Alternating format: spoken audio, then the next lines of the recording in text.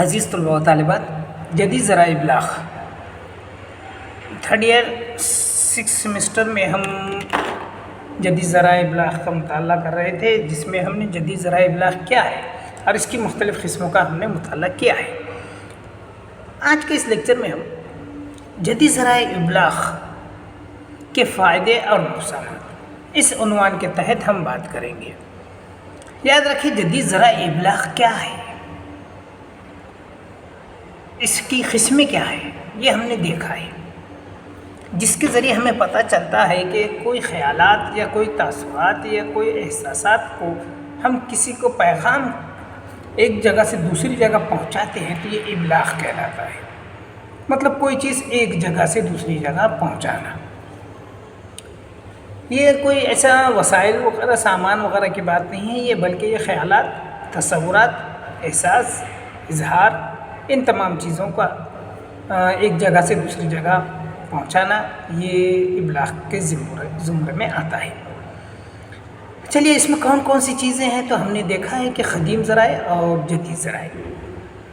قدیم ذرائع کون سے ہوتے تھے؟ جو قدیم زمانے میں استعمال ہوتے تھے، جس میں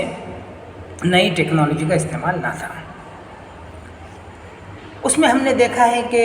کون کون سی چیزیں ہیں، ایسے بہت ساری باتیں ہیں۔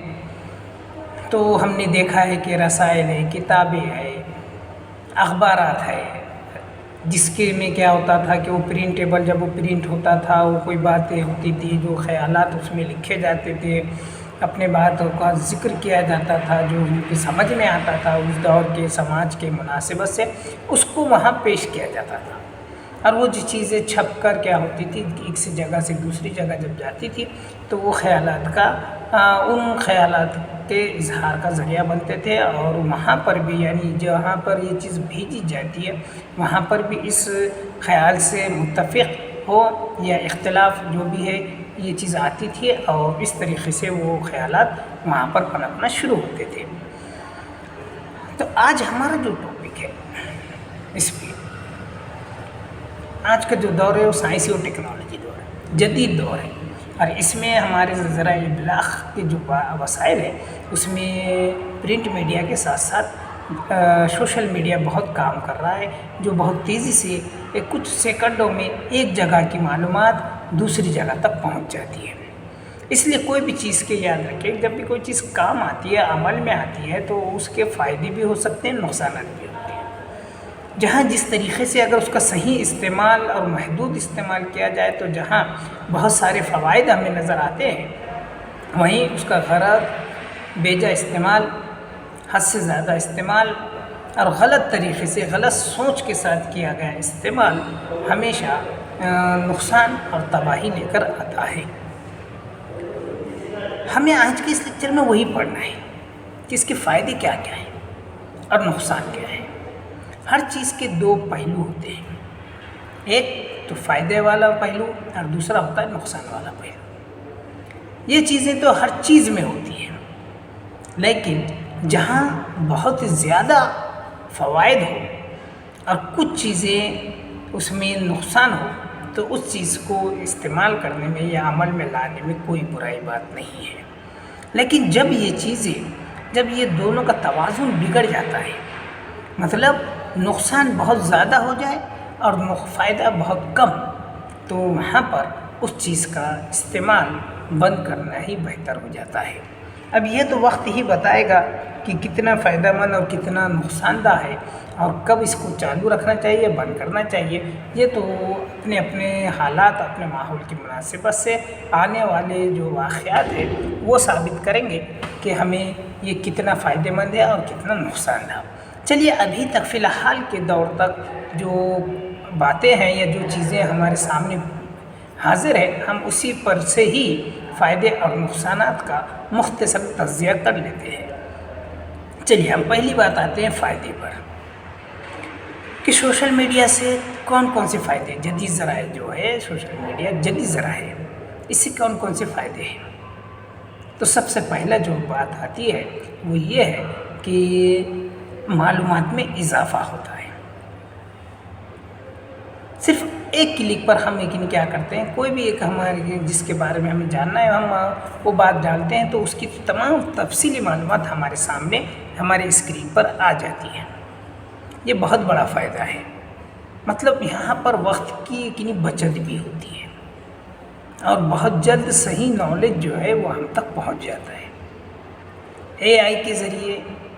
یا کوئی مختلف کتاب کا نام اگر ہم انٹرنیٹ پر ڈالتے ہیں تو وہ چیز ہمیں فوراً مل جاتی ہے، یا سوشل میڈیا کے ذریعے ہم اگر کہتے ہیں کہ بھئی یہ چیزوں کا کوئی مواد درکار ہے، اگر مواد چاہیے کسی کے پاس اگر ہے تو ارسال کیجئے، تو فوری اگر کوئی آپ میں سے جتنے بھی آپ کے پاس سوشل میڈیا سے جڑے ہوئے لوگ ہیں اس میں سے کوئی بھی آپ کو کیا کرے گا، جس کی کسی کے پاس بھی جو وہ مواد ہوگا وہ آپ کو فوراً بھیج دے گا، یعنی مختصر وقت میں وہ چیز آپ کے پاس آ جائے گی اور آپ اس طریقے سے اس کی معلومات حاصل کر سکتے ہیں۔ تو یہ ایک بہت بڑا فائدہ ہے، اس لیے سوشل میڈیا یا جدید ذرائع جو ہے وہ بہت کارآمد ہے، جس میں فیس بک بھی آتا ہے، ٹویٹر آتا ہے، انسٹاگرام آتا ہے اور واٹس ایپ ہے اس میں، اور ای میل، جی میل وغیرہ یہ سب چیزیں انٹرنیٹ اس میں آتی ہے،